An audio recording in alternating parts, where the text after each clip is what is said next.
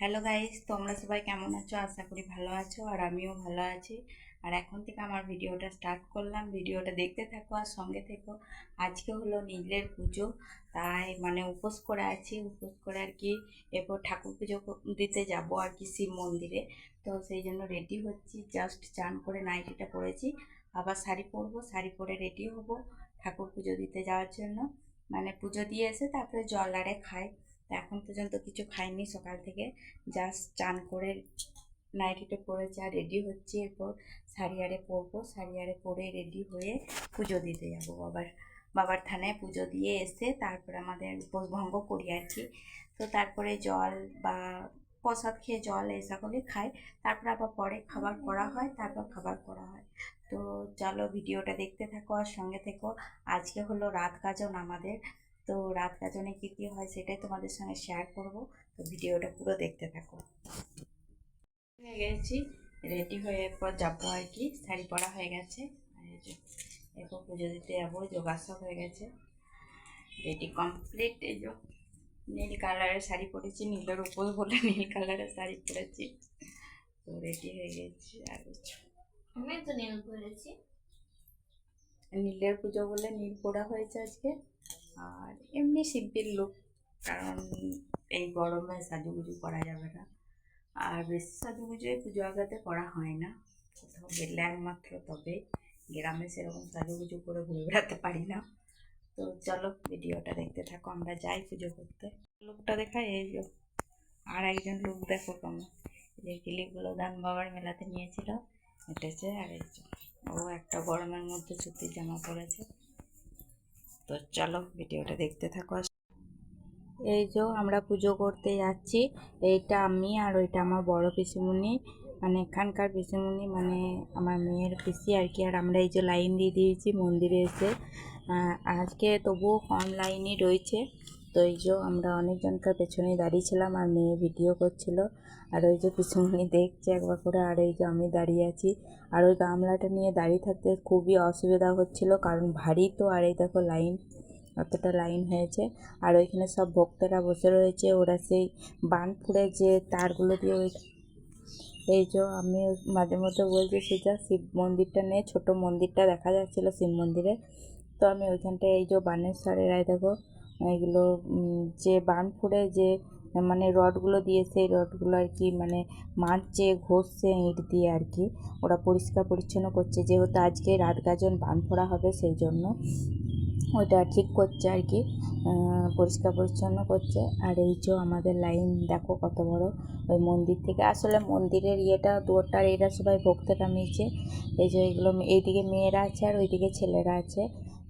এরা আকন্দ ফুলের মালা গাচ্ছে, আজকে যেহেতু লাগবে সেই জন্য সব চান করে বসে আছে এখানে।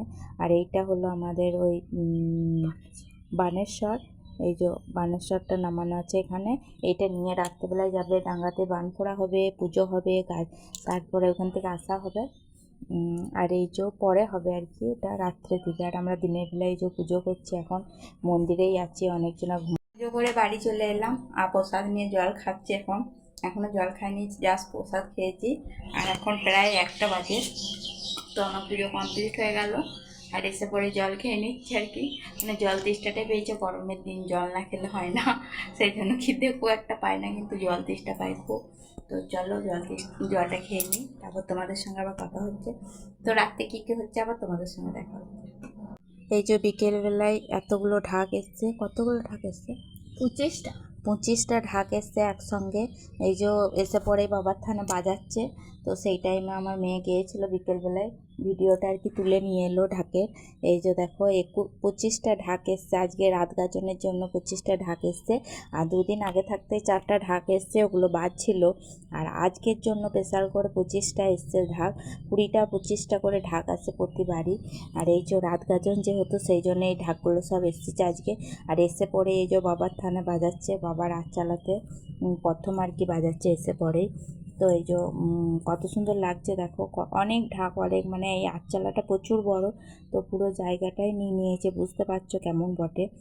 তো এই যে গাজনের এইটাই মানে স্পেশাল জিনিস আর কি, এতগুলো ঢাক একসঙ্গে তো দেখতে পাওয়া যায় না, গাজন উপলক্ষে কোনো অকেশন হলেই তবেই ধরো দেখতে পাওয়া যায়।